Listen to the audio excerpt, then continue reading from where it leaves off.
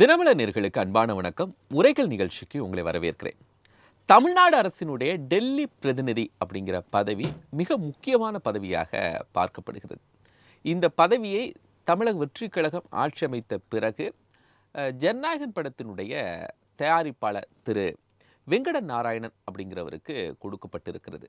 அரசியல் ரீதியில் ஒரு பெரிய விமர்சனம். எந்த அரசியல் பின்புலமும் இல்லாத இவருக்கு எப்படி தமிழ்நாடு அரசினுடைய டெல்லி பிரதிநிதி பதவியை கொடுக்க முடியும்? அவருக்கு டெல்லி தொடர்புகள் எப்படி இருக்கு? டெல்லியிடம் பேசி எப்படி தமிழ்நாட்டிற்கான தேவைகளை பூர்த்தி செய்ய முடியும்? இந்த பதவிக்கு ஒரு அரசியல்ல ஒரு நெடிய அனுபவம் உடையவரெல்லாம் அப்பாயின்மெண்ட் பண்ணியிருக்கணும். இதுக்கு முன்னாடி ஒரு முன் வரலாறுகள் இல்லை அவருக்கு பொலிட்டிக்கலா. இன்னொரு பக்கம் அவர் தமிழ்நாட்டை பூர்வீகமாக கொண்டவர் அல்ல அப்படிங்கிற விமர்சனமும் எழுது. இதான் இன்றைய விவாதத்தினுடைய கருப்பொருளாக நாம் உருவாக்கி இருக்கிறோம்.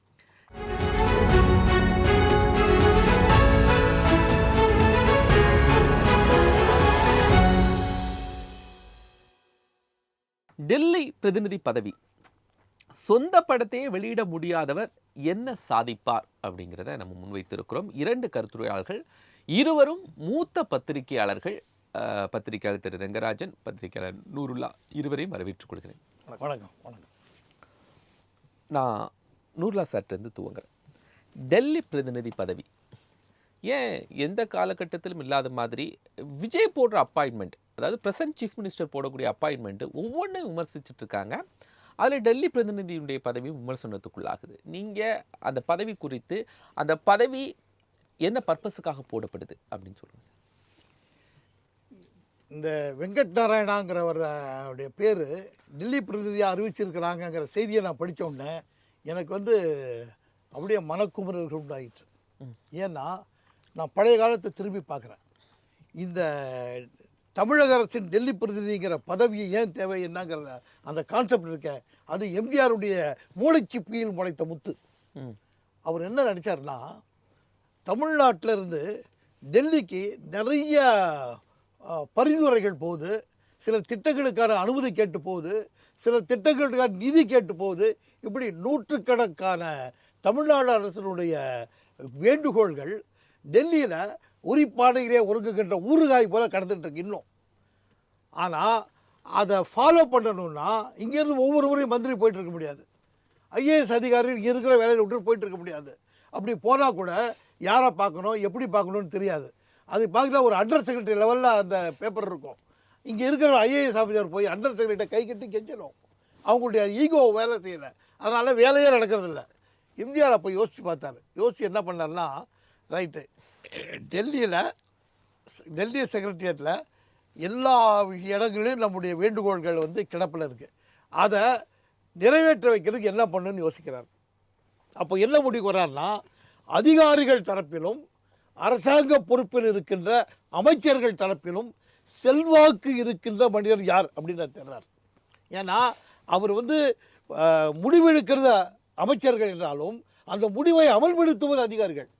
அதனால் முடிவெடுக்கிற இடத்துல இருக்கிற போய் நல்ல விதமாக முடிவெடுக்கன்னு சொல்லணும். அந்த தகவல்கள் அதிகாரிகள்கிட்ட வரும்போது அதை அமல்படுத்தும் போது அதை விரைந்து அமல்படுத்துங்கன்னு சொல்கிறதுக்கு அதிகாரிகள் செய்யணும். இந்த ரெண்டு தரப்பினருடன் இருக்கிற நெருக்கம் உள்ளவர் யார் அப்படின்னு எம்ஜிஆர் தேடுறார். அப்போ தான் அவருக்கு என்ன தோணுதுன்னா, ராஜாராம். அவர் எம்பியாக இருந்திருக்கார். அதை விட முக்கியம், ராஜாராமுக்கு ஒரு பழக்கம் உண்டு. வடநாட்டில் இருந்தோ அயல் நாட்டில் இருந்தோ ஏதாவது பிரச்சனைன்னு சென்னைக்கு வந்தாங்கன்னா அவர்கள் உதவி கேட்டு முதலில் வருவது ராஜாராம் வீட்டுக்கு தான். ஏன்னா மற்றவர்கள் எப்படியோ அது வேற, ராஜாராம் மட்டும் தன்னை தேடி வந்துவிட்டால் அவர்களை ஆரத்தழுவி வரவேற்று அமர்த்தி அவருடைய கோரிக்கையை கேட்டு அதை அமல்படுத்துவதற்கான வேலைகளை செய்து கொடுத்து, அந்த பணி முடியவில்லை என்றால் முடிப்பதற்கான முனைப்புகளை காட்டி முடித்து கொடுத்து திருப்தி அனுப்பிச்சு வைக்கிறது அவருடைய வழக்கம். இதை நான் கேள்விவிட்ட தகவல்கள் அல்ல, அருகிலிருந்து பார்த்த அனுபவத்தை தான் சொல்லுகிறேன். அந்த மாதிரி பழக்கம் உள்ளவர் அவர். அதுக்கு நிறைய உதாரணங்கள் இருக்குது, இப்போ நேரம் இல்லை. அதனால் அவரை தூக்கி போட்டாங்க. அவர் என்ன பண்ணார்னா, அதை மிகச்சரியான வகையில் எடுத்துக்கிட்டு அங்கே போய் உட்காந்துட்டு நேராக எந்த டிபார்ட்மெண்ட்டுக்கான பிரச்சனையை முதல்ல எடுத்துக்கணும், நேராக அங்கே போய் அந்த அமைச்சரை பார்த்து அமைச்சர்கிட்ட ஒப்புதல் வச்சு அவரை விட்டு அந்த அதிகாரிகிட்ட ஃபோன் பண்ணி சொல்ல வச்சு, அப்புறம் அதிகாரிகிட்ட போய் உட்காந்து மாதிரி சிஎம் அவன் மேலே சொல்ல அவன் சொன்னார், இந்த பேப்பரை ஃபாலோ பண்ணுங்கன்னு சொல்லி நிறைய வேலைகள் நடந்துச்சு. நிறைய ஆனால் ராஜாராமுடைய உயர்ந்த பண்பாடு பாருங்க, அவரால் பல திட்டங்கள் தமிழ்நாட்டுக்கு கிளியர் பண்ணி கொண்டு வரப்பட்டன. ஆனால் அதை சொல்லி விளம்பரம் தேடிக்கிறவங்களுக்கு எண்ணம் கூட அவருக்கு வரல. அப்படி ஒரு உத்தமமான அரசியல்வாதி அவர். சரி, அவர் அந்த உருவாக்கி வச்ச அந்த பண்பாடு இருக்கு இல்லையா, டெல்லி பிரதிநிதி எதற்காக நியமிக்கப்பட்டார் என்ற அந்த பண்பாட்டை முதல்ல உருவாக்கி கொடுத்தவர் அவர் தான். சரி, அப்போது அவர் இதுக்காகத்தான் நியமிக்கப்படுகிறார், இந்தந்த வேலையை அவர் செய்கிறார் அப்படிங்கிறத அவர் நிர்ணயித்து காட்டிட்டு போயிட்டார். அதாவது முன்னுதாரணத்தை உண்டாக்கி தந்து விட்டார். இதில் துரதிர்ஷ்டம் என்னன்னா, அதற்கு அடுத்தடுத்த வந்த அதிகார வர்க்கத்தினர் வெவ்வேறு ஆட்களை போட்டாங்க. பட் ராஜாராமுக்குரிய அந்த அந்தஸ்தோடு யாருமே இல்லை. ராஜாராம் பொறுப்பில் இருக்கும்போது அவர் என்னென்ன செஞ்சாரோ அந்த வேலையை செய்யணுங்கிற முனைப்பு கூட இல்லை. என்ன ஆகிட்டாங்கன்னா, நமக்கு டெல்லி பிரதிநிதி பதவி என்பது அமைச்சராக்கணும்னு விரும்புகிறோம், ஆனால் அவரை அமைச்சராக்க முடியல. ஒன்று அமைச்சராக்க முடியல, அல்லது அவர் எம்எல்ஏ ஆகாதனால ஆக்க முடியல. ஏதாவது ஒன்று கொடுக்கணும். என்ன கொடுக்கலாம்? அமைச்சர் அந்தஸ்துள்ள பதவிங்கிறதுனால அங்கே கொடுக்கலாம். இப்படி கொடுக்க ஆரம்பிச்சிட்டாங்க. அப்படி தான் நிறைய பேர் வந்தாங்க. பட் டிஎம்கே ஆட்சியில் என்ன பண்ணாங்கன்னா, தலித்துக்களுக்கெல்லாம் ஒரு மரியாதை பண்ணாங்க. விஜயன் நாகப்பட்டினத்துடைய எம்பியாக இருந்தவர், 2 முறை எம்பியாக இருந்தவர், அவருக்கு கொடுத்தாங்க. அதுக்கப்புறம் ஒரு திருவாரூரை சேர்ந்த அசோகன் எம்எல்ஏ, அவருக்கு கொடுத்தாங்க. இந்த நியமனங்கள் வந்து ஓஹோன்னு நான் சொல்லப்பட்டேன், ஆனால் ஐயோன்னு சொல்ல முடியாது. ஏன்னா எம்எல்ஏவாக இருந்தாலும் எம்பியாக இருந்தாலும் அவங்க ஒரு மகஜரை கொண்டு போய் மந்திரிகிட்ட கொடுத்தாங்கன்னா மந்திரியை வந்து சைன் பண்ணுவார். Forwarded for the favourable concentration அப்படின்னு சொல்லி சைன் பண்ணுவார். அது அப்படியே ஐஏஎஸ் ஆஃபீஸருக்கு டிபார்ட்மெண்ட் போகும். உடனே அங்கே போய் உட்காந்துக்குவாங்க. அதை ஃபாலோ பண்ணி முடித்து வேலை முடித்து தன்னுடைய தொகுதியில் இருக்கிற பிரச்சனைக்கு தீர்வு காணுவதற்கு எம்எல்ஏக்களும் எம்பிக்களும் முயன்று செய்ய பழக்கம் உண்டு. அதனால தான் அவங்கள போட்டாங்க. அதனால தான் அவங்களுக்கு வந்து டெல்லியில் இருக்கிற ஆட்சியாளர்களோட அமைச்சரோட பழக்கம் இல்லைன்னா கூட அவங்க வந்து தங்களுடைய தொகுதி பிரச்சனைக்காக போய் வந்த பழக்கம் இருக்குல்ல, அந்த பழக்கம் பயன்படும். அதனால தான் அது ஐயோன்னு சொல்லனா கூட ஓஹோன்னு சொல்ல முடியாது, அதெல்லாம் சொன்னேன். ஆனால் அதற்கு பிறகு வந்தவர்கள் எல்லாம் எப்படி பண்ணிட்டாங்கன்னா, நமக்கு வேண்டியவங்கள போடணும். இப்போ வெங்கட்ராமன் விஷயம் என்ன அப்படின்னா, அவர் வந்து ஜனநாயகன் படத்தை எடுத்தார். என்ன நினச்சி எடுத்தார்? ஜனநாயகன் ரிலீஸ் ஆச்சுன்னா நல்ல வசூலாகும், படநாயகனாக மாறலான்னு நினச்சார். ஆனால் அவருடைய நிலைமை பாருங்கள், பணம் வரல. அவருக்கு நியாயமாக வர வேண்டிய பணம் வரல. ஸோ பணமும் வரல, அதனால் பணமும் வரல. ஏதாவது ஒரு வகையில் இவருடைய மனக்குறையை போக்க வேண்டும் என்று கருதி இந்த பதவியை கொடுத்துருப்பாருன்னு எனக்கு தோணுது. எனக்கு ஒரு பழைய வரலாறு ஞாபகம் வருதுங்க. என்னன்னா, அப்போ நான் பக்கத்தில் இருந்ததுனால சொல்கிறேன். டெல்லிக்கு ஜெயலலிதா ஒரு அரசியல் நெருக்கடியின் போது வந்திருந்தாங்க. அப்போ நான் டெல்லியில் ஜனமலர் சார்பாக செய்தி கவர் பண்ண அங்கே இருக்கேன். அப்போ ஜெயலலிதா வரும்போது அவங்க கூடவே நானும் டூர் அடித்தேன். அப்போது நடந்த ஒரு விஷயத்த சொல்கிறேன். ஹர்கிஷன் சிங் சுர்ஜித் அப்படிங்கிறவர் அப்போ வந்து மார்க்சிஸ்ட் கம்யூனிஸ்ட் கட்சியினுடைய தேசிய பொதுச் செயலாளராக இருந்தார். அவரை பார்க்குறதுக்காக ஜெயலலிதா வர்றாங்க.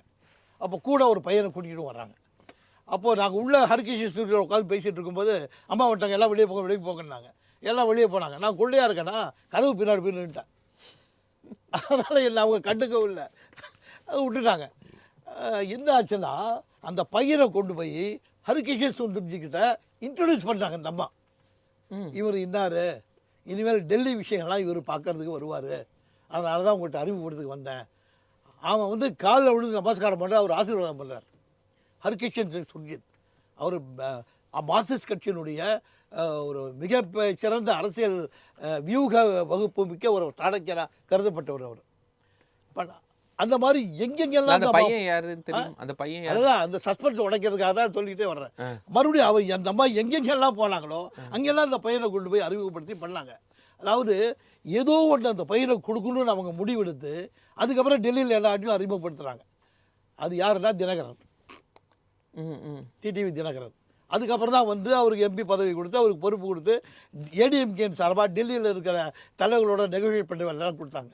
அந்த மாதிரி இப்போ நம்ம விஜய் வந்து இந்த வெங்கட்ராமனை கூட்டிகிட்டு கவர்னர்கிட்ட போகிறார். நாமெல்லாம் என்ன செய்தி எழுதுகிறோம், எதுக்குமே சம்மந்தமில்லாத இந்த ஜனநாயகன் பட முதலாளி எதுக்கு கூப்பிட்டு போகிறாங்க அப்படின்னு நம்ம நினச்சோம். அது வெளிப்படையாக தெரிஞ்சது. வெளிப்படையாக தெரியாமல் யார் யாரையோ சிஎம் சந்திச்சிருக்காரு. அந்த நேரத்தில் கூட இவர் இருந்திருக்கலாம், அவர் அறிமுகப்படுத்தியிருக்கலாம். எப்படி ஜெயலலிதா அந்த ஒரு இளைஞரை கொண்டு போய் எல்லா இடத்துலையும் அறிமுகப்படுத்திட்டு அப்புறம் பதவி கொடுத்தாரோ, அதே மாதிரி நாராயணாவையும் பெரிய பெரிய இடத்துகளில் கொண்டு போய் அறிமுகப்படுத்தி அவனுக்குள்ள ஒரு இணக்கத்தை உண்டாக்கிட்டு அதுக்கப்புறம் பதவி கொடுத்துருக்காங்க. பட் இந்த பதவி கொடுத்தது என்பது ஒரு அதாவது தன்னால் பணத்தை எழுந்துட்டாருங்கிறதுக்காக நன்றி உணர்ச்சி காரணமாக அவர் செய்திருக்கலாம். ஆனால் அது தமிழக மக்களுக்கு பயனுடையதான்னு பார்த்தா இது அப்பட்டமாக மீறப்பட்ட விஷயம். தயவு செய்து அவர் இதை மறுபரிசீலனை செய்யணும். சரி. யாருக்கு கொடுக்கணும்னா டெல்லியில் தேக்கமடைந்திருக்கின்ற தமிழக அரசு சார்ந்த வேண்டுகோள் கடிதங்களை ஃபாலோ பண்ணி பணி முடித்து அதற்கான பலனை தமிழகத்துக்கு கிடைக்க வைக்கக்கூடிய வேலையை செய்யத்தக்க மனிதர் யாருன்னு பார்த்து அவருக்கு கொடுத்திருப்பதுதான் சரியானது என்பது என் கருத்து. ரெங்கா சார், நீங்கள் சார் சொன்னாங்க ராஜாராம் நிறைய விஷயம் பண்ணார், முதல் தமிழ்நாடு அரசுக்கான டெல்லி பிரதிநிதி. அதுக்கப்புறம் சார் சொன்ன மாதிரி டெல்லி பிரதிநிதிகள்லாம் ஸ்ட்ராங்காக ஒர்க் பண்ணாங்களா, தமிழ்நாட்டுக்கான வேலைகள்லாம் பண்ணி கொடுத்தாங்களா? இல்லை, இது பொதுவாக இந்த போஸ்ட் வந்து ஒரு ஆர்னமெண்டல் போஸ்ட் அல்லது ஒரு ஆறுதல் பரிசு, ஒரு கான்சலேஷன் ப்ரைஸ் மாதிரி தான் போயிட்டுருக்கு. உண்மையிலே நீங்கள் பார்த்தீங்கன்னா நல்ல ஐஏஎஸ் அதிகாரிகளாக இருந்தவங்க, சென்ட்ரல் கவர்மெண்ட்டில் பெரிய பொசிஷனில் இருந்தவங்க, அவங்க ரிட்டையர் ஆகிட்டு அந்த மாதிரி ஆளுங்களுக்கு நீங்கள் போட்டிங்கன்னா நீங்கள் ஒருவேளை இந்த கரஸ்பாண்டன்ஸ் இதெல்லாம் மூவ் பண்ணி பார்க்குறதுக்கெல்லாம் உதவியாக இருக்கும். இப்போது இங்கே இருந்த சீஃப் செக்ரட்டரியே சில மூத்த ஐஏஎஸ் ஆஃபீஸர் கூட டெபுடேஷன் சென்ட்ரல் கவர்மெண்ட்டில் போயிருக்காங்க. அவங்க நல்ல கான்டாக்ட்ஸ் வளர்த்துருக்காங்க சென்ட்ரல் கவர்மெண்ட்டில். அவங்களுக்கு நல்ல ஒரு பிறகு ரிட்டையர்மெண்ட் போது கூட அவங்க கன்சல்டன்சி இது மாதிரிலாம் கூட செய்கிறாங்க. பல்வேறு மினிஸ்டர்ஸு, பல்வேறு கவர்மெண்ட்ஸோட கான்டாக்டில் இருக்கிறவங்க, அந்த லெவலில் நீங்கள் இது போடலாம். ஆனால் அதுக்கு ஒரு இம்பார்ட்டன்ஸ்ன்ட்டு இது இல்லாமல் போச்சு. நீங்கள் டிஎம்கே கவர்மெண்ட்டில் குறிப்பாக நீங்கள் பார்த்தீங்க, ஏடிஎம்கே கவர்மெண்ட்லேயும் சரி, அவங்க ஒரு ஸ்ட்ரக்சர், ஒரு ஹையரார்க்கி வச்சுருக்காங்க. அந்த ஹையரார்க்கியை மீறி இங்கேருந்து போகிற எம்பி இவங்க கொடுக்குற போஸ்ட் யாரும் ஷெயின் பண்ண முடியாது. அப்படியே அவன் எங்கேயா போனால் அதிக பிரசித்தனம் சொல்லி அவன் வந்து உட்கார வச்சுருவாங்க, இல்லை கட்டி விட்ருவாங்க. இப்போ வைகோக்கு வந்த ப்ராப்ளமே அதுதான், கான்டாக்ட் உள்ளவர். இப்போ வைகோ மாதிரி ஒருத்தர் வந்து டிஎம்கே கவர்மெண்ட்டில் ஸ்பெஷல் ரெப்ரஸன்டேட்டிவாக போட்டிருந்தாங்கன்னா நிறைய செஞ்சுருக்கலாம் தமிழ்நாடுக்கு. ஆனால் அவர் ஸ்கோர் பண்ணிவிடுவாருன்னு முரசொலி மாறன் நம்மளை தாண்டி போயிடுவார் அப்படின்னு சொல்லிட்டு அவரை கிளிக் பண்ணி, அதனால் பார்ட்டிலேயே ஸ்ப்ளிட்டே வந்து போச்சு. அதில் டெல்லிக்கு போகிறவங்க வந்து என்னென்னா யாருக்கோ ஒன்று கட்டுப்பட்டு அங்கே அவங்க தலைமையை ஏற்றுக்கிட்டு இருக்கணும். இப்போ டிஎம்கேல யார் போனாலும் டிஆர் பாலு சொல்கிறது தான் அவங்க கேட்கணும். அந்த எம்பி அவன் எவ்வளோ பெரிய ஆளாக இருந்தாலும் கூட, அறிவாளியாக இருக்கலாம், ஆனால் பேசுறதுக்கு வாய்ப்பு அதிகம் கொடுக்க மாட்டாங்க. முக்கியமான டிபேட்டில் இவங்களே பேசிப்பாங்க. அடுத்த லெவலில் பேசுறதுக்கு வாய்ப்பு இல்லாமல் எம்பிஸ்லாம் கும்பிடுவாங்க. அவங்க ஒன்றும் செய்யவும் முடியாது. இதை மீறி அவங்க எங்கே யாராக போய் பார்த்தா நீ ஏன் அவனை போய் பார்த்தீங்க இப்படிலாம் கேள்வி கேட்பாங்க. அதனால் அந்த டிஎம்கே ஏடிஎம்கே இருக்கிற ஸ்ட்ரக்சரில் மற்ற கட்சியினரோட கான்டாக்ட்ஸ் வைத்து கொள்வது, அவங்களோட பேசி பழகுவது, இதெல்லாம் அவனை கொஞ்சம் எரிச்சலோட தான் பார்ப்பாங்க. தவிர நல்ல விஷயம், நமக்கு யூஸ்ஃபுல்லாக இருக்கும். பாண்டிச்சேரியில் சாயங்காலம் 6 மணிக்கு மேலே எல்லோரும் ஒன்று நூறுலாக்கு தெரியும். அந்த கல்ச்சர் வேறு.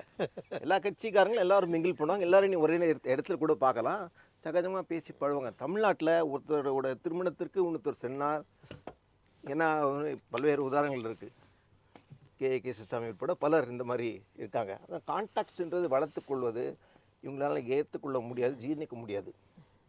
இதுதான் அடிப்படையில் இருக்கிற பிரச்சனை. ஆகவே அந்த போஸ்ட் வந்து பேருக்கு ஒரு போஸ்ட்டு போட்டுட்டு, அதான் மத்திய அரசில் ஒரு அமைச்சராக முடியலன்னா இங்கே ஸ்பெஷல் ரெப்ரசன்டேட்டிவாக போட்டுடலாம். இப்படி சமாளிக்கிறதுக்காக ஏதாவது இந்த மாதிரி செஞ்சுக்கிறது, ஒரு வாரிய தலைவர் அந்த மாதிரி. இதை தாண்டி அவங்க வந்து யூஸ்ஃபுல்லாக செய்யணுன்றதில்லை. இப்போ இவங்க போடுறது வந்து சுப்பு திமுகவில் இருந்து அங்கெல்லாம் போய் அதிமுகவில் வந்தோடனே கவுன்சிலில் பேசும்போது ரொம்ப தமாஷா பேசுவார். அவர் பேசுகிற நியாயம் கூட. இந்த மாதிரி எதிர்கட்சியில் சொல்கிறாங்க திமுககாரங்களாம், நீ வந்து எல்லாம் அவங்க கட்சிக்காரங்களே இதில் போட்டுக்கிட்டீங்க. ஆமாயா, சுப்பு சொல்கிறார், நான் தேர்தலில் பல லட்சம் செலவு பண்ணி அவங்களெல்லாம் தோக்கடிச்சிட்டு என்ன ஆதரிச்சிங்களா தேர்தலில்? நாங்களாம் தோக்கடிச்சிட்டு நான் வந்து இவ்வளோ செலவு பண்ணி இங்கே வரும்போது நான் ஆட்சிக்கு வந்தோன்னா உனக்கு போஸ்ட் போட்டு கொடுக்கணுமாக்கும் எதிர்கட்சியில் இருக்கிறவங்களுக்கு. அதுக்காக நாங்கள் ஆட்சிக்கு வந்தோம். நாங்கள் ஆட்சிக்கு வந்தால் எங்கள் ஆளுங்க தான் நாங்கள் போட்டுப்போம், அவன் எதிர்கட்சியில் இருக்கவங்களாம் போகணுன்னு அவசியமா அப்படின்னு அவர் காமெடியாக. சுப்புன்னு யாரை சொல்கிறீங்க? சுப்பு உங்களுக்கு தெரியுமே, சுப்பு டிஎம்கே ஓகே பெரிய லீடர். அப்புறம் அதிமுகவில் போய் சேர்ந்தார். அதிமுக சார்பில் இருக்கும்போது பேசுகிறார். ஓகே ஓகே யதார்த்தமாக ஆசியமாக பேச. ஆனால் அது உண்மைதான். ஏன்னா ஒரு பார்ட்டி பவர், ஆட்சியில் பங்கு, அதிகாரத்தில் பங்குன்னா என்ன? பல்வேறு இடத்துல அவங்க ஆட்களை போட்டு தான் செய்வாங்க. எதிர்கட்சியில் இருக்கிற போடுவாங்க. இப்போது திமுகவில் என்ன எஸ்பி வேலுமணி, தங்கமணி இவங்களெல்லாம் வந்து ஸ்பெஷல் ரெப்ரசன்டேட்டிவ் போடுறாங்களா? அவங்க கட்சிக்காரங்க தான், அவங்களுக்கு வேண்டியவங்க தான் போடுறாங்க. அப்படி தான் இருக்குது பாலிடிக்ஸு. அதனால் இதெல்லாம் பொலிட்டிக்கல் அப்பாயின்மெண்ட் தானே. இன்னொன்னு இதுல ரொம்ப சரி, சீரியஸா ரெண்டாவது விஷயத்துக்கு வரேன். ம். அடுத்த சப்ஜெக்ட் நான் சுப்புகிட்ட இருந்து ஒரு ட்ரிக் நான் என்ன சுப்பு ரஹ்மான் கிட்ட ஒரு விஷயம் என்ன தெரிஞ்சுக்கிட்டேன்னா, ஒன்று பேசி டக்குன்னு அடுத்த சப்ஜெக்ட் போயிடுவாங்க. சம்மந்தப்பட்ட எதிர்ப்பு தெரிவிக்கிறதுக்கு முன்னால் அடுத்த சப்ஜெக்ட் உடனே போயிடுவாங்க. அவங்க ஏஞ்சி யோசிச்சு பதில் சொல்கிறதுக்கு முன்னால் அடுத்த சப்ஜெக்ட் போயிடுவாங்க. அதனால் நான் அடுத்த சப்ஜெக்ட் போயிடுறேன்.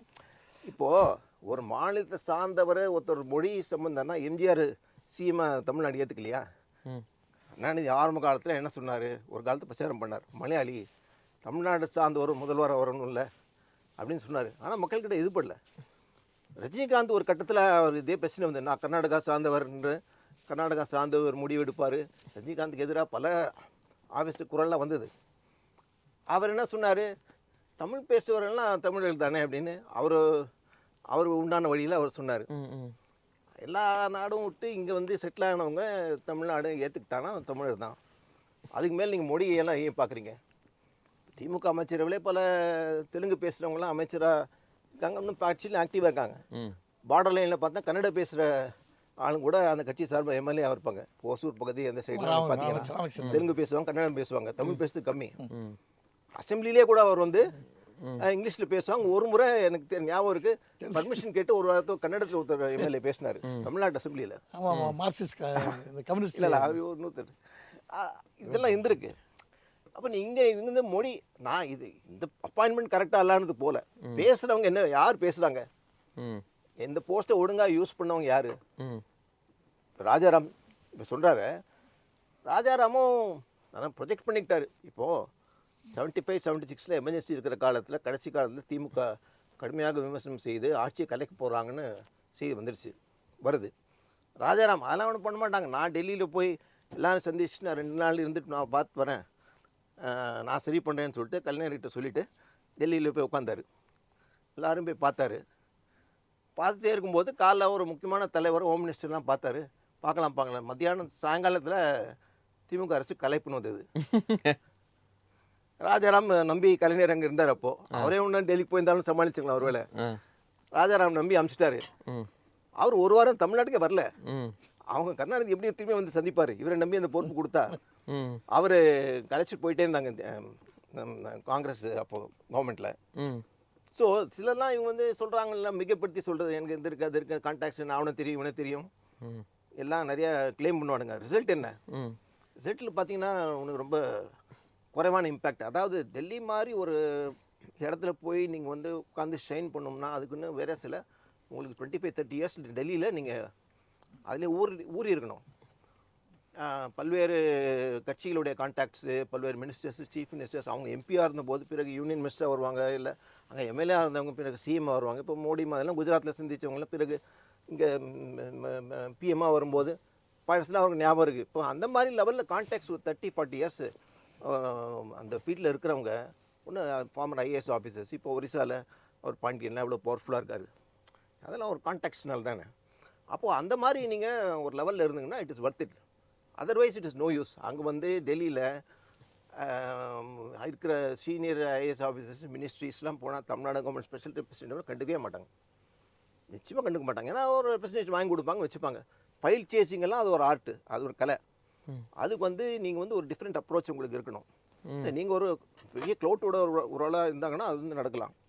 இப்போ இல்லைனா நீங்கள் வந்து ஓரளவுக்கு தான் இதெல்லாம் செய்ய முடியும். ஏதோ ஒரு போஸ்ட் யாருக்கும் கொடுக்குறாங்க, ஒரு வாரிய தலைவர் மாதிரி ஸ்பெஷல் ரெப்ரசன்டேட்டிவ் போட்டாங்க. இதில் ஒரு பெரிய ஒரு அப்போசிஷன் பண்ணது, அப்போசிஷன் சொல்கிறது நியாயம்தான்.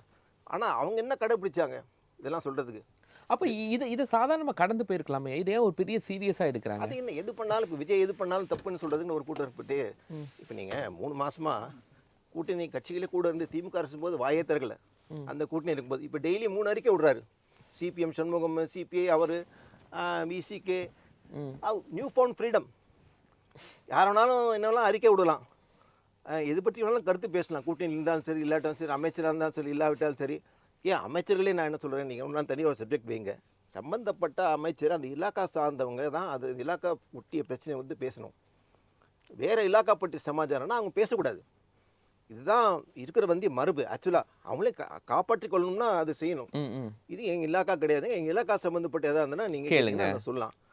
எங்கேயோ வந்து ஒரு செய்தித்துறை அமைச்சர் வந்து கர்நாடகா பற்றி கேட்குறாங்க, ஒருத்தர் இதில் மைனாரிட்டிஸ் பார்க்குற மினிஸ்ட்ரிகிட்ட மேகதாத்து பற்றி கேட்குறாங்க. இவங்களும் தெரியாமல் சிலதெல்லாம் பயில் சொல்லிட்டு இருக்காங்க. இட்ஸ் ஃப்ரீ ஃபார் ஆல் மாதிரி ஆயிடுச்சு. எதிர்கட்சிகளும் ஃப்ரீ ஃபார் ஆல், ஆளுங்கட்சிங்க கூட்டணிகளும் ஃப்ரீ ஃபார் ஆல். அதனால் குற்றச்சாட்டுன்னு சரளமாக வந்து இப்போ வந்துட்டுருக்கு. யாருமே ஆளுங்கட்சி சார்ந்த கூட்டணி கட்சிகளே இது சரியில்லைன்னு அறிக்கையெல்லாம் கொடுக்குறாங்கல்ல. இப்போது திமுக கூட்டணியிலேருந்து இந்த மாதிரி அறிக்கையெல்லாம் கொடுக்க முடியுமா? இன்னும் சொல்ல போனால் சிபிஎம் சிபிஐ நமக்கு தெரியும், எனக்கு பர்சனலாக தெரியும். சிஐடியு சிபிஎம் சார்ந்த ட்ரேட் யூனியன், ஏஐடியூசி சிபிஐ சார்ந்த ட்ரேட் யூனியன். திமுக ஆட்சியில் அவங்க பெரிதும் பாதிக்கப்பட்டாங்க. அவங்களால தொழிலாளர் நல பிரச்சனை எடுத்து பேச முடியல. டிரான்ஸ்போர்ட் பல்வேறு டிபார்ட்மெண்ட்டு, கவர்மெண்ட் எம்ப்ளாயிஸ், ட்ரேட் யூனியன்லாம் ஓரளவுக்கு அறிக்கை விட்டு ஒரு சொல்ல முடியுதே தவிர அவங்களால ஆக்டிவாக ட்ரேட் யூனியன் இஷ்யூஸு, தொழிலாளர்கள் பாதிக்கிற விஷயம் அதிகமாக பேச முடியல. திமுக தலைவர் கோச்சிப்பாங்கன்னு சொல்லிட்டு. ஆனால் இப்போ அது நிலைமை இல்லை. இப்போ நீ கூட்டணி கட்சியில் இருக்கணும்னு சொல்லலாம், அமைச்சராக இருக்கிறவங்களும் பேசலாம். ஒரு நியூ எக்ஸ்பிரஷன் ஆஃப் ஃப்ரீடம் வந்தனால எல்லோரும் எல்லா சப்ஜெக்ட்லையும் கருத்து சொல்லலாம், குறை சொல்லலாம், குற்றச்சாட்டு சொல்லலாம்னு வந்துருச்சு. இன்க்ளூட் பத்திரிகை துறையை நீங்கள் பாருங்கள். பத்திரிகை துறை இன்றைக்கி எப்படி இருக்குது? 5 வருஷமாக எதாவது பேசுனாங்களா? ஒன்றுமே கிடையாது. இன்றைக்கி எடுத்ததுக்கெல்லாம் ஒரு செய்தி வந்தால் அதுக்கு மறுப்பு கூடவே செய்தியோட மறுப்பும் பின்னாலே போடுறாங்க. மேரத்தான் ஓடினா விஜய், மேரத்தான் 3 கிலோமீட்டர் ஓடினானா, ஒரு ஃபருக் அப்துல்லா 20 கிலோமீட்டர் ஓடினாரேன்னு இவங்க செய்தியிலே பின்னால் போடுறாங்க. திமுக ஆட்சி நடந்தபோது இந்த மாதிரி தான் செய்தி போட்டாங்களா? ஒன்றும் கிடையாது. ஜப்சிப் கமாரோட தான் வாங்குகிற விளம்பரத்தை வாங்கிட்டு காசு வாங்கிட்டு போயிட்டே இருந்தானுங்க. இப்போ இந்த அட்மாஸ்பியரில் ஒரு எல்லோரும் எல்லா பற்றியும் பேசலாம், குற்றச்சாட்டு வச்சாலும் அதுக்கு பதில் வருது. ஒரு விதத்தில் என்ன நல்லது சொன்னால், இன்னைக்கு காலை ஒரு தினமலர் பத்திரிகையோ புதிய தலைமை சேனலில் வந்து ஒரு செய்தி வந்துன்னா அதில் ஆக்ஷன் எடுத்து அது என்ன கரெக்டிவ் ஸ்டெப்ஸ் எடுக்கிறாங்க. அது நல்ல விஷயம். தப்பு நடக்கக்கூடாது. ஆனால் நடந்ததுன்னு தெரிஞ்சு வந்தால் அது மேலே ஃபாலோ அப் ஆக்ஷன் எடுக்கிறாங்க. ஒன்று சார், ஒவ்வொரு போஸ்டிங்கும், அதாவது திமுகவில் ஒவ்வொரு பதவியும் போடும்போது இவ்வளோ விமர்சனங்கள் வரல. இங்கே ஒவ்வொரு பதவிகள் போடும்போதும் அவங்களுடைய பர்சனல் அசிஸ்டண்டாக யாராவது ஓஎஸ்டியாக போடுறதா இருந்தாலும் சரி, அது ஏற்கனவே ஒருத்தர் போட்டாங்க. அவர் தொழில் வந்து ஜோசியம்னு சொல்கிறாங்க. ஜோசியத்துக்காக அவர் போடல. Is not appointed as astrologer இந்த கவர்மெண்ட் டிபார்ட்மெண்ட்டு. அவர் தனியாக ஜோசியம் பார்க்குறேன். இந்த ஜோசியம் பார்க்குற நிறைய தலைவர் எனக்கு தெரியும். இல்லை அதான் ஒவ்வொரு பதவிகளும் கொஸ்டினைஸ் பண்ணிட்டு. ஆமாம், கருணாநிதியே வெளியே சொன்னாலும் வந்து ராகு காலம்லாம் அவர் கற்றுப்பிடி. ஒரு ஃபங்க்ஷன் நீங்கள் கூப்பிட்டீங்கன்னா, என்ன கிழமை கூப்பிட்றீங்க, புதன்கிழமை கூப்பிட்றீங்கன்னா, ராகு காலம் என்ன எமகாலம் என்ன அப்படி ஒரு 10 செகண்ட்ஸ் 5 செகண்ட்ஸில் அவர் கூழ் வாங்கிக்கிறாரு. வாங்கிட்டு நல்ல நேரம் பார்த்து சொல்கிறாரு. எனக்கு பர்சனலாக எக்ஸ்பீரியன்ஸ் இருக்குது, அதுக்காக நான் சொல்கிறேன். நான் ஒன்று இட்டுக்கட்டு சொல்ல. நிருபர் சங்கம் நிகழ்ச்சி போகும்போது, முதல் நிகழ்ச்சி கூப்பிடும் போது அன்றைக்கி வரேன்னாரு. 4:30 மணிக்கு வச்சுங்க, 3:30லேருந்து 4:30 வந்து ராகு காலமும் யமகண்டம். நான் பார்க்கலன்னா கூட நீங்கள் பார்ப்பீங்கண்ணா, எங்களுக்கு தெரியாது. அவர் சொல்கிறாரு. அதனால் இந்த எல்லா தலைவர்களும் சொன்னாங்க தவிர, ஏதாவது ஒரு ராஜ்யசபா நாமினேஷன், ஒரு எங்கேயாவது சட்டசபையில் ஏதோ ஒரு நிகழ்ச்சி நடக்குதுன்னா ராகு காலத்தில் யார் வந்து ஓட் போடுறாங்கன்னு வந்து பாருங்கள். எந்த கட்சிக்காரங்க வர மாட்டாங்க. ராகு காலம் முடிஞ்சு நல்ல நேரம் பார்த்து எல்லாம் ஓட் போடுறாங்க, கண்டஸ்டண்ட்டும் சரி மற்றவங்களும் சரி. அந்த வெளியில் எல்லாம் பேசுறது வேறு. ஸோ நீங்கள் என்ன ஆமத்தம் என்ன வருதுன்னா, இந்த ஆட்சி பொறுத்தவரை தவறுகள் இருக்கலாம். ஆனால் எல்லாவற்றுக்கும் தவறு சொல்கிறதும் இதாகும். நேர்மையாக சிறப்பான பிரமாதமான ஒரு ஆட்சி கொடுத்ததாகவும், பாரபட்சம் இல்லாமல் கட்சிக்காரங்களுக்கு எதுவுமே செய்யாமல் மற்றவெல்லாம் பொதுமக்கள் சேவை செய்வங்களுக்கெல்லாம் பதவியெல்லாம் கொடுத்தா மாதிரியும் இது பேசுகிறாங்க. அதுதான் தவறுன்றேன். சரி, நான் நீங்கள் சொல்கிறதுக்கு முன்னால் அவர் சொன்ன விஷயங்களை கொஞ்சம் சுவாரஸ்யமாக சின்னதாக கொஞ்சம் சொல்லிடுறேன். முதல்ல அந்த புதுவையை பொறுத்த வரைக்கும் 6 மணிக்கு மேலே எப்படி இருப்பாங்கன்னு தெரியும் அப்படின்னாரு. அது இப்போது கண்ணதாசனுடைய 100ஆண்டு விழாக்கிறது, அதை ஒட்டியே ஒரு விஷயம் சொல்லிடுறேன். கண்ணதாசன் ஒரு முறை காமராஜர்கிட்ட போய், தலைவரை நான் வந்து எம்பி பதவியில் நிற்கலான்னு இருக்கேன், நீங்கள் எனக்கு சீட்டு கொடுக்கணும் அப்படின்னாங்க. அப்படியா, எங்கே நிற்கலான்னு இருக்காரு? நான் பாண்டிச்சேரி அப்போ வந்து ஈஸியாக ஜெயிக்கிற இடம், நான் பாண்டிச்சேரி நிற்கலான்னு இருக்கேன். பாண்டிச்சேரியா நீ போல நிற்பியா அப்படின்னாரு. கண்ணதாசன் ஒரு கிண்டத்தான். காமராஜர் இல்லை, கருணாநிதி. இல்லை காமராஜர் கருணாநிதி. அது வந்து கருணாநிதி ஃபங்க்ஷன்லேயே சொன்னார். கருணாநிதி சொன்னார், கவிஞர் தேர்தலில் நிற்கணுன்றா. சரி நில்லுங்க, வாய்ப்பு எல்லாம் சரி கன்சிடர் பண்ணலாம். எங்கே நிற்கலான்றீங்கன்னு புதுச்சேரியில் உங்களால் நிற்க முடியும். ரஷ்யன் கல்ச்சரல் சென்டரில் நடந்த நிகழ்ச்சியில் அவரே பேசினார். அதுக்கப்புறம் இந்த அதிகாரிகளுக்கு வந்து டெல்லி பிரதிநிதி பதவி கொடுக்கலான்னாரு. அது நல்ல யோசனை. பட் என்ன ஒரு சிக்கல்னா, நீங்கள் அரசியல்வாதிக்கு கொடுத்தீங்கன்னா அவங்க தலைவர்கள்ட்ட பேசி முடிவெடுக்கிறத ஈஸியாக பண்ணுவாங்க. ஆனால் பேப்பரை கவர்மெண்ட்டுக்கு ஒரு அதிகாரிகிட்ட வரும்போது அதிகாரிகிட்ட போகிறதுக்கு இவங்களுக்கு ஈகோ வேலை செய்யாது. அதனால் இங்கே வேலை நடக்காது. அதிகாரியை போட்டிங்கன்னா அமைச்சரை சந்திக்கும் போது அமைச்சர்கள் ஈகோ பார்த்து ஒதுக்குவாங்க. ஆனால் இதே அதிகாரிகள்கிட்ட போனால் ஈஸியாக வேலை முடிப்பாங்க. ஸோ அரசியல்வாதியை போட்டால் அரசியல்வாதியை பார்த்து முடிப்பாங்க, அதிகாரிகிட்ட சரி, நடக்காது. இப்போ ஒரு பிசினஸ் மேனா இருக்கக்கூடியவருக்கு அரசியல்வாதியும் அதிகாரியும் பார்க்குறது ஈஸி தானே? தெரிஞ்சிருந்தா தானே ஈஸி, தெரியாதே. இனிமேல் தான் போய் தெரிஞ்சுக்கணும். ஏற்கனவே தெரிஞ்சு வர்ற போட்டு எப்படி, புதுசாக ஒருத்தர கண்ணை கட்டி காட்டில் கொண்டு விட்டுறது எப்படி? இது மூணாவது வந்து இந்த அமைச்சர்கள் வந்து கண்டபடியெல்லாம் பேசுகிறாங்கன்னாரு, கரெக்ட். அது தேவையில்லாமல் சமதம். அதுக்கு என்ன காரணம்னா, ஒரு மந்திரி ஒரு இடத்துக்கு போனாங்கன்னா கூட பிஏவை கூட்டிகிட்டு போவார். அந்த பிஏ சொல்லுவான், சார் இதுக்கு இது இப்படி பதில் சொல்லக்கூடாது, இது இப்படி சொல்லக்கூடாது, இது நமக்கு சம்மந்தம் இல்லாது சொல்லி கொடுப்பாரு. ஆனால் துரதிர்ஷ்டவசமாக இப்போ இருக்கிற மந்திரிகள் யாரும் பிஏவே போடலை. பிஏவை போட்டுருந்தாலும் அவங்க வழிகாட்டுறதுக்கு ஆளுங்க கிடைப்பாங்க, யாரும் இல்லை. அதனால் அவங்க என்ன நினைக்கிறாங்க அதெல்லாம் பேசிகிட்டு இருக்கிறாங்க. ஸோ அவருடைய கேட்டதுக்காக இந்த 3 பதிவு. இப்போ ஒரு அலங்கார பதவி தான், இதனால பெருசா சாதிச்சுட்டு வந்தவங்க அப்படின்னு யாரும் கிடையாது. அப்ப இது சாதாரணமா கடந்து போய்க்கலாம். அப்ப இதை பொலிட்டிசைஸ் ஆக்குறதுங்கிறது எதனால அப்படின்னு கேட்குறேன். சார், இதுக்குள்ள 2 பெரிய விஷயம். ஒன்று அவர் அரசியல் தெரியாது, சினிமாக்காரரு. இன்னொன்று அவர் வேறு மாநிலத்தை பூர்வீகமாக கொண்டவர். பெருசா வைக்கிறாங்க. இவர் எப்படி தமிழ்நாட்டின் உரிமையை பெறுவார் அப்படின்னு? இது வந்து இது மக்களோடு நேரடியாக சம்பந்தப்பட்ட ஒரு அற்புதமான விஷயங்கிறதால தான் தினமலர் நாடு இந்த விஷயை பெருசுபடுத்தி மிகப்பெரிய செய்தியாக கூட வெளியிட்டிருக்காங்க. அதுக்கு என்ன பொருள்னா, மக்களிடம் மிக பரந்த நிலையில் தேவைப்படுகின்ற விஷயம் என்னவோ அதுக்கு முன்னுரிமை கொடுத்து அதற்கு முக்கியத்துவம் கொடுக்குறது தினமலருடைய வழக்கம். நீங்கள் இன்றைக்கி தினமலரில் ரொம்ப பிரமாதமாக அந்த மாதிரி எழுதியிருக்காங்க. என்ன நோக்கத்தை எழுதுறாங்கன்னா, டெல்லி பிரதிநிதினா தான் டெல்லி வேலை மாதிரி அர்த்தம் இல்லை. டெல்லி பிரதிநிதி தமிழ்நாடு சார்ந்த ஒரு முக்கியமான முடிவு எடுக்கிற வேலையை அங்கே முடிச்சு கொடுத்தாருன்னா அதனால் கிடைக்கிற பலன் தமிழ்நாட்டில் இருக்கிற மக்களுக்கு, அவன் சரியில்லைன்னா மக்களுக்கு கிடைக்க வேண்டிய நிலைமை தாமதப்படுத்தப்படும், அது தடைப்படுத்தப்படும். அதனால் இது சாதாரணமாக கடந்து போகிற விஷயம் அல்ல, இது ரொம்ப முக்கியமான விஷயம். இங்கே இருக்கிற மந்திரி தப்பு பண்ணாங்கன்னா நீங்கள் சுட்டி காட்ட முடியும். டெல்லியில் அவங்க என்ன பண்ணாங்கன்னு நமக்கு ஒன்றுமே தெரியாது. இது வரைக்கும் என்ன பண்ணாங்கன்னு எதுவுமே தெரியாது, அவங்க சொன்னாதான் தெரியும். ஆனால் இவர் போய் மந்திரிக்கிட்ட போனால் மந்திரி யாருன்னு கேட்பான். இப்போ ராஜாராம் எப்படின்னா, அவர் சபாநாயகராக போட்டாங்க, சபாநாயகராக உட்காந்துருப்பார். நாங்கள்லாம் அசம்பிளியில் பார்த்துருக்கோம், ரங்கெல்லாம் இருந்திருக்காரு. அப்போ துரைமுருகன் அடிக்கடி எஞ்சி கலாட்டை பண்ணுவார். மாண்புமிகு உறுப்பினர் உட்காருங்க, மாண்புமிகு உறுப்பினர் உட்காருப்பார், அவர் உட்காரப்ப கலாட்டை பண்ணிகிட்டே இருப்பார். திடீர்னு என்ன பண்ணுவார், துரை இந்தா உட்காரு, அப்படியே உட்காந்துருவார். அதாவது ஒரு அதிகாரியாக, அதாவது அந்த அந்த சபாநாயகர் தோரணோடு பேசும்போது கலாட்டை பண்ணுவார். அதை தாண்டிட்டு பர்சனல் கான்டாக்ட்ஸ், அது துரை உட்காருன்னா உட்காந்துருவார். அப்போ என்ன அர்த்தம்னா, சபாநாயகருக்கு கொடுக்குற மரியாதையை விட தனிப்பட்ட முறையில் அவருக்கு இருக்கிற செல்வாக்குக்கு மரியாதை அதிகம். அதே மாதிரி இப்போ இங்கே போகிற வெங்கட்நாராயணா தனிப்பட்ட செல்வாக்கு அவருக்கு கிடையாது. அவர் போய் அமைச்சர் நுழைஞ்சோம்னா பிஏவே பதிக்க மாட்டான், யாருன்னு கேட்பான். அப்போ நீங்கள் ஒவ்வொரு அமைச்சர்கிட்டையும் போய் நான் இன்னார்னு சொல்லிக்கணும். அதெல்லாம் இவருக்கு சாத்தியமா?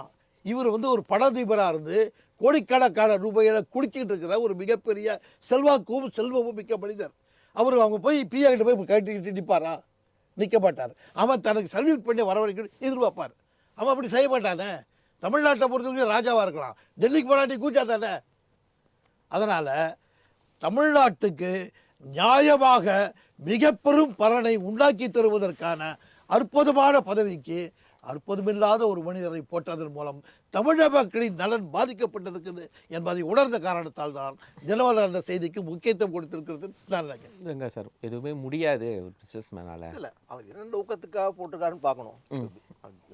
விஜய் டிவிக்கு தலைவர் பொறுத்தவரை அவர் பர்சனலாக நம்பக்கூடியவர் ஒருத்தர். அவர் சில வேலைகள் டெல்லியில் ஒப்படைக்கலாம். இப்போ இந்த அமைச்சரை பாருங்கள், அந்த இவரை பாருங்கள், இந்த ப்ராஜெக்ட் இங்கே இருக்குது, அது போய் பார்த்து ப்ராஜெக்டை ஃபாலோ பண்ணி கொண்டாடுங்கன்னா சில கான்டாக்ட்ஸ் மூலமாக நீங்கள் வந்து செய்யுங்க அப்படின்றது ஒரு ஸ்பெசிஃபிக் பர்பஸுக்காக வந்து போட்டுக்கலாம். அது நமக்கு தெரியாது, அது வந்து வெளியிலேயே அவங்க சொல்ல மாட்டாங்க. ஸோ அவங்களுடைய லாபிங்காக வேண்டி, ஆக்சுவலி லாபிங் தான், வேறு என்ன, special representative is only basically lobbying for Tamil Nadu. So இவங்க என்ன விரும்புகிறாங்க, என்ன நினைக்கிறாங்கன்றத அங்கே சென்ட்ரல் கவர்மெண்ட்டில் இருக்கிறவங்க கன்சர்ன் பர்சன்ஸை மீட் பண்ணி, இவங்க ஏதாவது பிரச்சனைகள் இருந்தால் சார்ட் அவுட் பண்ணணும், இஷ்யூஸ் இருந்தால் சார்ட் அவுட் பண்ணணும், இல்லைனா அஃபிஷியல் கிளாரிஃபிகேஷன் தான் கொடுக்கணும், இல்லை பர்சனல் ரேப்போர்ட் டெவலப் பண்ணி அந்த ப்ராஜெக்ட்ஸை ஸ்மூத்தாக கொண்டு போகிறதுக்கான ஒரு வழி. அவருக்கு என்ன கான்டாக்ட்ஸ் இருக்குது, யாரெல்லாம் அவருக்கு தெரியும் அப்படிலாம் நமக்கு தெரியாது, போக தான் தெரியும். Maybe he has some contacts in Delhi. So அதை பயன்படுத்தி அவர் வந்து ஒரு விஜய்க்கு சிஎம் பர்சனலாக கொடுக்குற சில டாஸ்க் வந்து இந்த ஸ்பெஷல் ரெப்ரஸன்டேட்டிவ் அவர் கொடுக்கலாம். இன்னும் 2 நாள் பார்த்து இது பண்ணுங்கன்னு. ஏன்னா அவங்க பார்ட்டியே நீங்கள் பார்த்தா எம்பிஸ் கிடையாது. நீங்கள் ஆக்சுவலாக உள்ளே இருக்கிற என்ன ப்ராப்ளம்னா அவங்களுக்கு எம்பிஸ் இல்லை. எம்பிஸ் இருந்தால் ஒரு பார்லிமெண்ட்ரி பார்ட்டி லீடர் இருப்பாங்க, டெப்டி லீடர் இருப்பாங்க, லோக்சபா லீடர் இருப்பாங்க, ராஜ்யசபாவில் இருப்பாங்க. 2 பேர் காமனாக பார்லிமெண்ட்ரி பார்ட்டி லீடர் இதெல்லாம் ஒரு செட்டப் ஒன்று க்ரியேட் பண்ணுவாங்க. அதுக்கு ஒரு ஆஃபீஸ் ஒன்று, ரூம் ஒன்று கொடுப்பாங்க. அங்கே லோக்சபாலேயே ஒரு ஆஃபீஸ் ஒன்று கொடுப்பாங்க, அவங்க ஃபங்க்ஷன் பண்ணலாம். இப்போ எந்த செட்டப்புமே அங்கே இல்லை. ஸோ இவர் நினைக்கிறது செய்யறதெல்லாம் probably you wants to do it through this special representative. அப்படி தான் நான் நினைக்கிறேன். அந்த ஐடியாவில் தான் அவன் பண்ணியிருப்பாங்க. If is got contacts and if is trustworthy, அவர் சிஎம்க்கு வேண்டிய சில வேலைகள் செய்வான். மற்றபடி கிரிட்டிசிசம் அதெல்லாம் வேலிட் கிரிட்டிசிசம் தான். அது வந்து கிரிட்டிசிசம் நாட் வேலிட்னு சொல்ல முடியாது. அவங்கவுங்க தேவைக்கேற்றார் போல் அந்த பதவிகளை யார் அமர்த்தி அவங்களோட இன்ட்ரெஸ்ட் என்னன்னு பாதுகாக்கணும், அதுக்காக வேண்டி சில யூஸ் பண்ணலாம். அந்த ஆப்ஜெக்டிவ்காக அவங்க ரிகேட் பண்ணி அவங்க வந்து பண்ணியிருக்கலாம் அப்படின்னு நான் நினைக்கிறேன். Vijay is trusted man in Delhi. ஏன்னா இன்னொரு விஷயம், நீங்கள் ட்ரஸ்ட்வர்த்தியாக இருக்கணுன்றது ஒரு பாயிண்ட். ட்ரஸ்ட்வர்த்தி. ஆமாம், இங்கே டெல்லியில் இருக்கிற நீங்கள் உங்களுக்கு தெரியும், நேஷ்னல் கேபிட்டலில் ரொம்ப பழகி போய் சிவசேனாவில் இருக்கிற ஒரு கட்சியை கொண்டு வந்து நாளைக்கு வந்து பிஜேபியில் சேர்த்து ஒரு அந்த பார்ட்டிக்கு ஆல்டர்னேட்டிவாக இன்னொரு பார்ட்டி உருவாக்கி இப்படி தான் டிஎம்சி திரிணாமுல் காங்கிரஸில் ஆச்சு, சிவசேனாவில் ஆச்சு, வேறு சில ரீஜனல் பார்ட்டிஸில் வந்து அளவுக்கு மீறி இங்கே போய் நெருக்கம் காட்டி போனால் வேறு விதமாக அவங்க கான்டாக்ட்ஸ் பில்ட் பண்ணி அதன் மூலமாக வேறு விதமான பொலிட்டிக்கல் டிசாஸ்டர்ஸ்லாம் நடக்குது டெல்லியில் குறிப்பாக. அப்போது இவங்க வந்து தனிப்பட்ட முறையில் சிலர் ப்ரைவேட் டீல்ஸ் போடுறதுக்கான வாய்ப்பு இருக்குது. இப்போ டெல்லியில் இருக்கிற எம்பிஸ்லாம் இருக்காங்கல்ல, அவங்க ப்ராக்சிமிட்டியை பயன்படுத்தி சில பிஸ்னஸ் கம்பெனிஸ்க்காக அவங்க வந்து பிஆர்ஓவாக இருக்கிறது, இல்லை வேறு சில இந்த கட்சிக்கு சாராத வேறு இன்ட்ரெஸ்ட் ஏதாவது காம்ப்ரமைஸ் பண்ணிடுவாங்களோன்ற ஒரு அச்சம் எப்போவுமே இங்கே இருக்கிற தலைவர்களுக்கு எப்போவுமே உண்டு. அவங்க எம்பிஸ் வந்து நம்ம கான்ட்ரேரியாக ஏதாவது அங்கே செஞ்சிருவாங்களோன்னு எப்போவுமே ஒரு பயம் இருக்கும். ஆகவே டெல்லியில் இருக்கிறவங்க வந்து they should be trustworthy and loyal to the பார்ட்டின்றது அவங்க ஒரு கன்சிடரேஷன், எப்போவுமே ஒரு முக்கியமான கன்சிடரேஷன். அந்த கன்சிடரேஷனில் இதில் செஞ்சுருக்கலாம். Secondly they don't have MPs. அவங்களுக்கு 2 எம்பிஸும் கிடையாது. அதுலேருந்து ஒரு எம்பி நீங்கள் வந்து சூட்டபுளாக டெல்லி ப்ரொஃபைல் உள்ள ஒருத்தர் வந்து நீங்கள் குரூம் பண்ண வேண்டியிருக்கும். Party has to groom. இது வரைக்கும் இல்லை. ஒரு டெல்லி ப்ரொஃபைலுக்கு எம்பிஸ்க்கு தயாரான அளவுக்கு முன்ன வந்து டிஎம்கேல ஏடிஎம்கேல பார்லிமெண்ட்டுக்குன்னு தனியாக அனுப்புவாங்க. ஆனால் டிஎம்கே ஏடிஎம்கே அண்ணா காலம் வேறு. அண்ணாவே பார்லிமெண்ட் தான் ப்ரிஃபர் பண்ணார். 67 எலெக்ஷன்லேயே அசம்பிளிக்கு நிற்கலையே, பார்லிமெண்ட் தான் நின்னார். அது ஜெயிக்காதுன்ற ஒரு நினைப்பு இருக்கலாம். பட் அது வரை அவர் பார்லிமெண்ட்டில் தான் இருந்தார். பார்லிமெண்ட்டில் யூ ஷைனிங். அதே மாதிரி பழைய டிஎம்கேல நீங்கள் பழைய லீடர்ஸ் பார்த்தீங்கன்னா ஏடிஎம்கேல கூட சிலது ஆரம்ப காலத்தில் சீனியர் லீடர்ஸ் கொஞ்சம் டெல்லியிலாம் இருந்தாங்க. பட் பார்ட்டி பொறுத்தவரை அது ஒரு டிமோஷன் தான், ப்ரொமோஷன் கிடையாது. கிக்கிங் எ மேன் அப்ஸ்டேர்ஸ் மாதிரி எம்பி ஆக்கிட்டாங்கன்னா தமிழ்நாடு ஸ்டேட் பாலிடிக்ஸ்லேருந்து கட்டி விட்டுறாங்க. யார் அலூ ஃப்ரம் ஸ்டேட் பார்ட்டி. அங்கே டெல்லியில் எங்கேயோ போய் உட்காந்துக்கிட்டீங்கன்னா out of state out of mind. இங்கே வந்து நீங்கள் வளர முடியாது. அதுக்காக வேண்டி டெல்லிக்கு ஷண்ட் பண்ணிவிடுவாங்க சில பேருன்னு சொல்லுவாங்க. ஸோ டெல்லி இருக்கிற போஸ்ட் வந்து தமிழ்நாட்டில் இருக்கிற போஸ்ட் காட்டிலும் ஒரு லோவர் லெவல் தான் இந்த தமிழ்நாடு பார்ட்டிஸ் பொறுத்தவரை. அது ஒரு பெரிய இம்பார்ட்டன்ஸ் அவங்க கொடுக்கறதே கிடையாது. அப்படியே தான் இவங்களும் வச்சுப்பாங்க. அளவுக்கு மீறி வளர்ந்துட்டாங்கன்னா நகத்தை வெட்டுற மாதிரி வைகோ மாதிரி அவங்க வந்து வெட்டி கைட்டி கொண்டு வந்துடுவாங்க. ஸோ ஒரு பார்ட்டி ஸ்ட்ரக்சருக்குள்ளே ஒர்க் பண்ணோம். You must be loyal and trustworthy.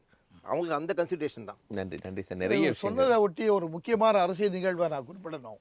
என்னன்னா, ஜெயலலிதாவை அரசியலுக்கு கொண்டு வந்து எம்பி ஆக்கி எம்ஜிஆர் வந்து டெல்லிக்கு அனுப்புகிறார்.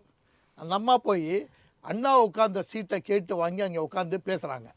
அவங்க பேசுகிற பாங்கு இருக்குல்ல, அவரை பேசுகிறதுக்கு அவர் உருவாக்குறதுக்காக கூட அனுப்பிச்சது வந்து வலம்புரிஜான் எழுதி கொடுத்தா அற்புதமான ஸ்கிரிப்டை வச்சு அவங்க அடிப்பிரமாதமாக பேசிட்டாங்க. அதுவும் அவங்களுக்கே உரித்தான ஆங்கில புலமை. அவங்க நடிகையாக இருந்ததுனால எங்கே ஏற்ற இறக்கங்களை கொடுக்கணும், எங்கே அழுத்தம் கொடுக்கணும்னு தெரிஞ்சு அதுக்கேற்ற மாதிரி பேசி அப்படி பேசும்போது இந்திரா காந்தி உட்காந்துருக்காங்க உள்ள. இந்த அம்மா பேசின பாங்க பார்த்த உடனே கட்சி மார்ச்சரியங்கள் எல்லாத்தையும் தாண்டி ஒரு பெண்ணு அப்படியே சிங்கம் மாதிரி கர்ஜிக்கிறாளேன்னு ஒரு மகிழ்ச்சி அந்த அம்மா ஒரு சீட்டு கொடுத்து அனுப்புகிறாங்க. நாளைக்கு காலையில் எங்கள் வீட்டுக்கு வா, பிரேக்ஃபாஸ்ட் மீட்டிங்கு. இந்த அம்மா உடனே போனாங்க. அவங்க பர்சனல் அட்ராக்ஷன் வர அளவுக்கு நெருக்கம் ஆகிடுச்சு. என்ன ஆகிடுச்சு தெரியுங்களா? அந்த தகவல் உடனே எம்ஜிஆருக்கு பாஸ் பண்ணுறாங்க.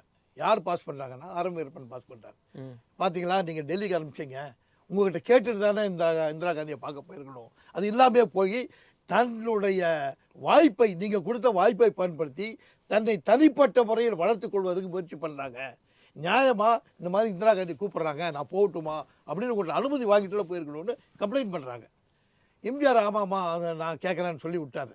இந்த தகவல் வந்து ஜெயலலிதாவுக்கு போகுது. உடனே என்ன பண்ணுறாங்க, ஆர்.எம். வீரப்பன் நம்முடைய எதிரின்னு ஒரு முடிவுக்கு வந்துட்டாங்க, அரசியல் எதிரின்னு. அப்போ ஆர்.எம். வீரப்பனோட நெருக்கமாக இருக்கிற எல்லாருமே ஆர்.எம். வீரன் கோஷ்டி, ஜெயலலிதா எடுத்த நிலைப்பாடு தான் கரெக்டுன்னு நினைக்கிறவங்க எல்லாருமே ஜெயலலிதா கோஷ்டின்னு அப்போ தான் உருவாகுது.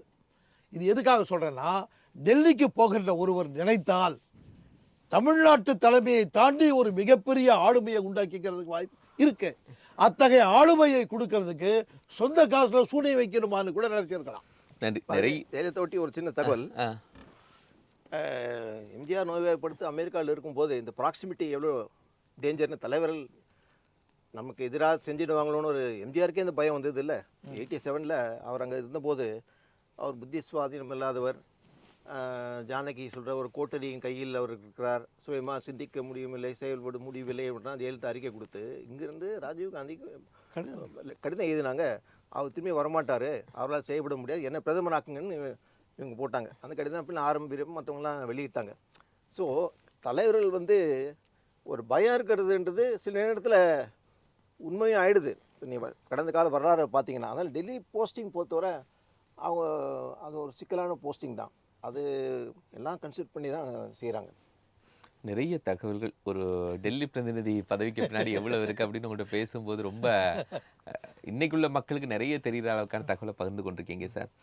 டெல்லி பிரதிநிதி பதவி, சொந்த படத்தையே வெளியிட முடியாதவர் என்ன சாதிப்பார் அப்படிங்கிற இடத்தில் நிறைய தகவல்களை மூத்த பத்திரிகையாளர்கள் நம்மோடு பகிர்ந்து கொண்டிருக்காங்க. இருவருக்கும் மனமார்ந்த நன்றிகள். நன்றி. நேர்களை மற்றும் ஒரு வாத நிகழ்ச்சி சந்திக்கலாம். நன்றி, வணக்கம்.